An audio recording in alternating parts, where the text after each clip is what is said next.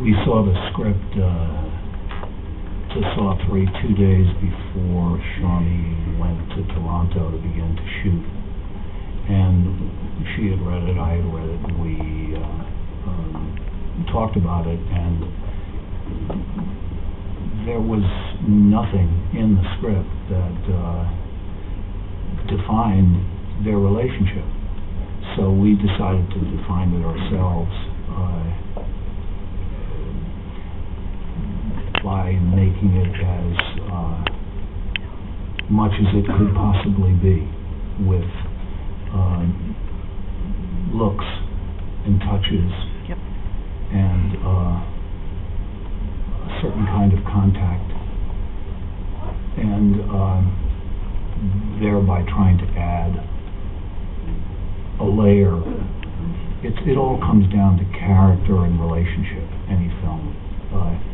No matter how good these special effects are, and the traps and the tricks and the surprises, if you can add to that character, good character and relationship, then you have an extra richness to the film. So, and the camera sees everything.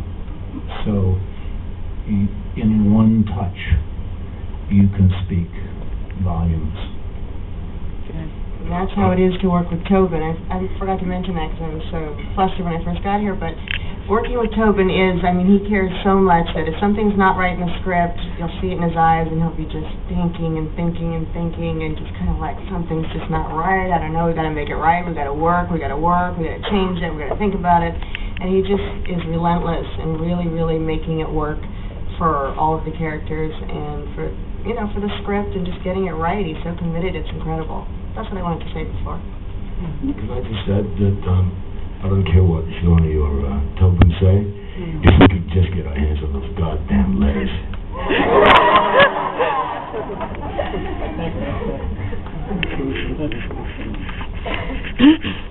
There's one character, especially in Saw 4, that I really, really liked and wanted to learn more about, and unfortunately he wound up dying. I was wondering if there will ever be any more explanation about the relationship between Jigsaw and Art Blank.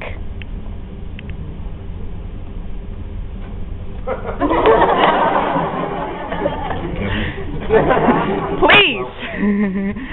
The good news is that Kevin Gruder knows the answer to that. And the other good news is that the guy was a lawyer, and he's dead.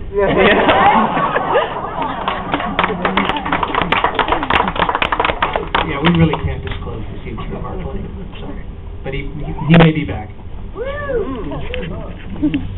I love that you guys are considering all these tiny moments and characters and relationships, and I guess that's the fun of it, but it's very titillating. In answer to that question about heroes and villains, there's a film called One-Eyed Jacks with Marlon Brando. It's a Western. He kills about 80 guys in this film. And by the end of the film, you care about him. You understand why he did what he did.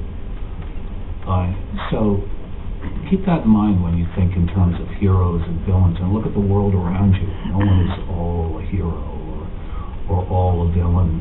And villains don't look at themselves as villains anyway. They look at themselves as justified.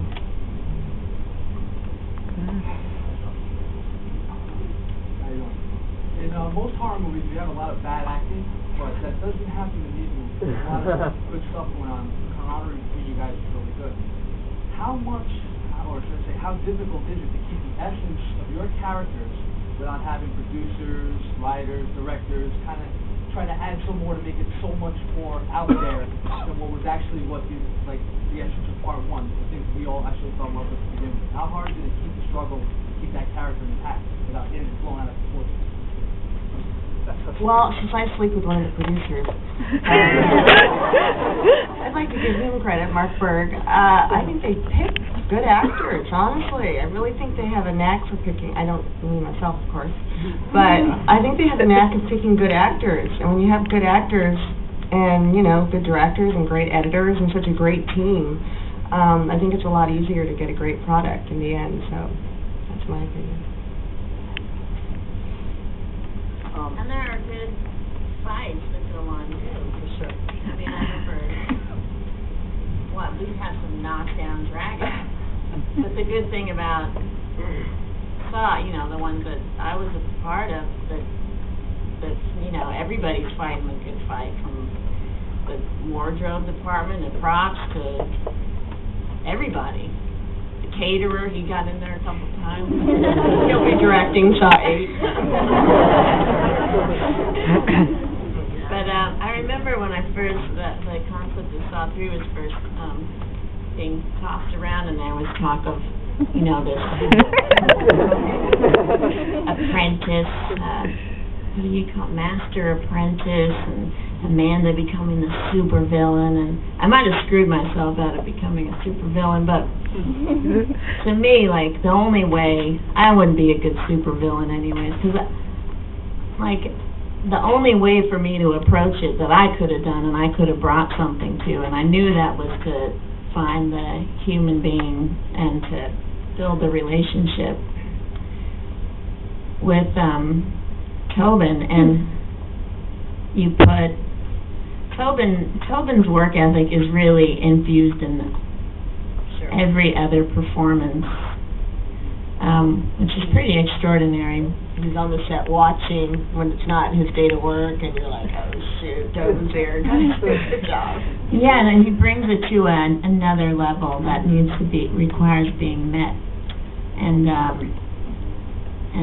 I enjoy meeting that level. But it's good. It's not. Some moments are not pretty. Luckily, I was heavily armed most of the time. And then, you know, you guys get a good film.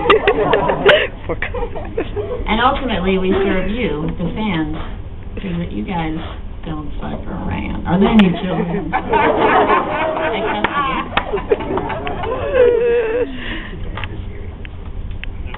Anybody over here? Right here. My question is, what would you guys do if you guys are not acting? What would your career be if you were not acting? I was happy staying home with my kids doing nothing. I got pushed back into this. I would say for me, I've been acting since I was 4, so there is no other option. I tried college. I just really like acting, so you're just stuck with me. Sorry. Mike? I build wire fences and decks.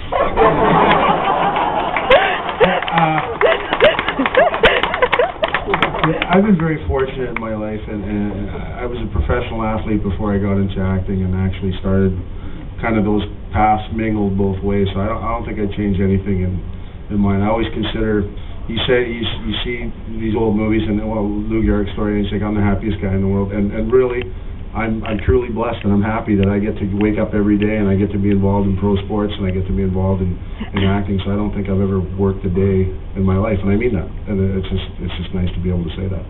Oh, and I could be a wedding planner because I just did that. I'm really good. You have to say congratulations to Beverly, who got married last month.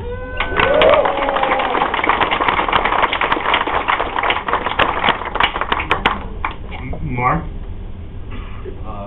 No comment. I hope we do some good in the world.